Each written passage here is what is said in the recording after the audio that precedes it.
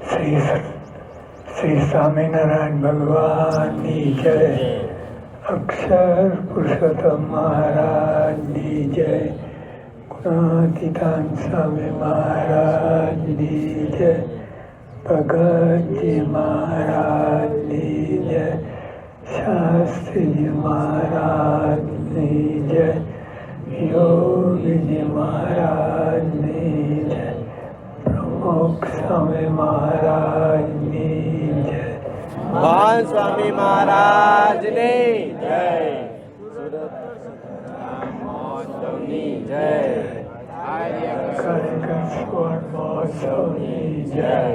કાર્યકર સ્વર્ણ મહોત્સવની જય.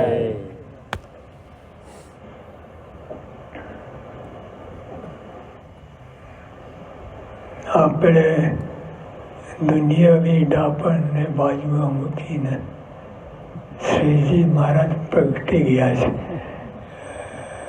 આજે વર્ષો થયા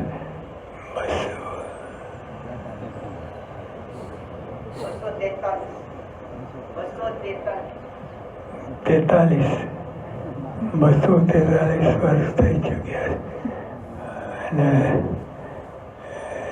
એ પ્રગટ થયા એટલું જ નહીં પણ આપણા જેવા થયા. અનંત બ્રહ્માંડ, એ બ્રહ્માંડ અણુની પેટે.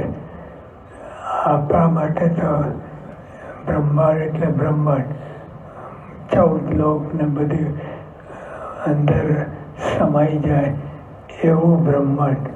એવા આનંદ બ્રહ્માંડમાંથી આપણા આ બ્રહ્માંડને સિલેક્ટ કર્યા મહારાજ અને પધાર્યા.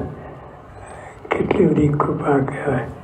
આનંદ બ્રહ્માંડ, બ્રહ્માંડ જેવા તેવા નહીં, અણુની પેટે ભલે ઉડે પણ 14 લોક અને બધી સાહવી બ્રહ્માંડમાં રહેલી. એવા બ્રહ્માંડ, એવા આનંદ બ્રહ્માંડમાંથી આપણું બ્રહ્માંડ સિલેક્ટ કરીને અહીં મહારાજ પધાર્યા એટલું નહીં, આપણા જેવા થયા. આપણા જેવા કાદું પીધું ઉઠ્યા બેઠા. જો હમણાં બધા કીર્તનોમાં આ બધા પદ એમની લીલાનું વર્ણન આવ્યું. પ્રત્યક્ષ કલ્પના નહીં, એક હતો રાજા એવું વાત નથી. પ્રત્યક્ષ વિરાજમાન થયા અને કેટલી લીલા કરી કે ભક્તોને સુખ આપવા એમનું એકતા અને મોક્ષ કરવા. આ બે જીવોને શ્રીજી મહારાજે કહ્યું કે મારે તો દરેક જીવને મોક્ષ પદ આપ્યું છે. એટલી મોટી કૃપા. અને કૃપા તો અનહદ કૃપા. આ ભગવાન ક્યારેય આવવાના નહોતા. ક્યારે દર્શન આપણા જેમ ચક્રાઓ ચાલે છે એમ ચક્રાઓ ચાલુ જ રહેતા. હજુ મહારાજ પધાર્યા ના હોત તો આપણે કન્ટિન્યુ ચાલુ થશે. પણ મહારાજ અતિ કૃપા. જે ભગવાન ક્યારેય આવવાના નહોતા, ક્યારે દર્શન થવાના નહોતા, એ ભગવાન કૃપા એ શબ્દો જ નથી. એટલી બધી કૃપા કરી આપણને. એટલે પધાર્યા એટલું નહીં, આપણા જેવા સજાતી થયા. આપણે 12 સુલભ ભાષામાં કારીગરી તત્વજ્ઞાન તો અપાર ભરેલું હતું પણ એનો ઉપયોગ કરીને. યોગી બાપા કહેતા કે પહેલાં હિત કરવું અને પછી જ્ઞાન આપવું. હવે તો મહારાજે સીધા આવીને પોતાના સ્વરૂપની વાત કરી નથી. આવીને હેત પ્રેત આપણે એમનામાં હેત થાય એ જ કર્યું છે. એ અનેક લીલાઓ કરી છે કે જેમાં કહીને ભગવાનમાં હેત થાય એવું બન્યું. અને એટલું જ તાત્પર્ય હેત થાય પછી બધી વાત થાય. અને સીધો બમ મારો કરે જ્ઞાનનો એ પાછું ધડકીને પડે અને કોઈ સ્વીકારે નહીં. હેત મહારાજે જો લિયા ખાચર બધા સુરા ખાચર આ બધા હેત કંઈ જ્ઞાન તો ભગવાન છે એ જ્ઞાન તો પણ બીજું કોઈ ઇષ્ટાદ્વૈત ને અદ્વૈત ને એ બધું કાંઈ માથાકૂટમાં પડ્યા નહીં. સીધા હેત થઈને અને શ્રીજી મહારાજ લાલ ચડાયા અને એમને આ બધાનો મોક્ષ કર્યો. તો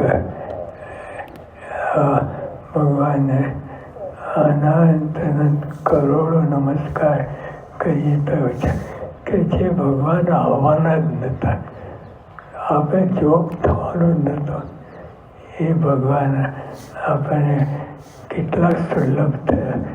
સુલભમાં સુલભ તો ખરા, પણ મહારાજ આવીને ખાલી હાથ કરી હોય તો ઘણું બધું થઈ જાય. પણ એવું કંઈ કે આપણે ભેગા રસ બસ થયા, રંગ રમ્યા, જમ્યા, બધું જ આપણે જે રીતે હેત થાય એમનામાં એ રીતે કરી બતાવ્યું. અને પછી જ્ઞાન તો એમનો બધી ચેષ્ટા જે સમજ્યા એ કાઢી ગયા કે આ જ જ્ઞાન છે, આ જ બધું છે. તો જો આપણે પણ શાસ્ત્રીમાં યોગીમાં આ બધા આપણે સુલભ થયા, આપણે ભેગા રમ્યા જમ્યા, એટલું બધું આપણે શાસ્ત્રીના યોગીમાં એમની તો વાત જ થાય એમ નથી. આપણા બધા એટલા સુલભ થયા. તો જો આપણે પણ એ સમજવું, દર્શન તો થાય છે પણ સમજવાનું કે આ કોણ છે, શું છે, એ બધું કરીને અને આપણે સત્સંગ કરવો. સિદ્ધાંત સ્વામી મહારાજની એ ભગવાન કૃપા એ શબ્દો નથી, એટલી બધી કૃપા કરી આપણને. એટલે પધાર્યા એટલું નહીં, આપણા જેવા સજાતી થયા. આપણે બાળ સુલભ ભાષામાં કાઢી ગયેલી તત્વજ્ઞાન તો અપાર ભરેલું હતું, પણ એનો ઉપયોગ કરીને યોગી બાપા કહેતા કે પહેલાં હેત કરવું અને પછી જ્ઞાન આપવું. હવે તો મહારાજે સીધા આવીને પોતાના સ્વરૂપની વાત કરી નથી. આવીને હેત પ્રેત આપણે એમનામાં હેત થાય એ જ કર્યું છે. એ અનેક લીલાઓ કરી છે કે જેમાં કહીને ભગવાનમાં હેત થાય એવું બન્યું. અને એટલું જ તાત્પર્ય હેત થાય પછી બધી વાત થાય. અને સીધો બમ મારો કરે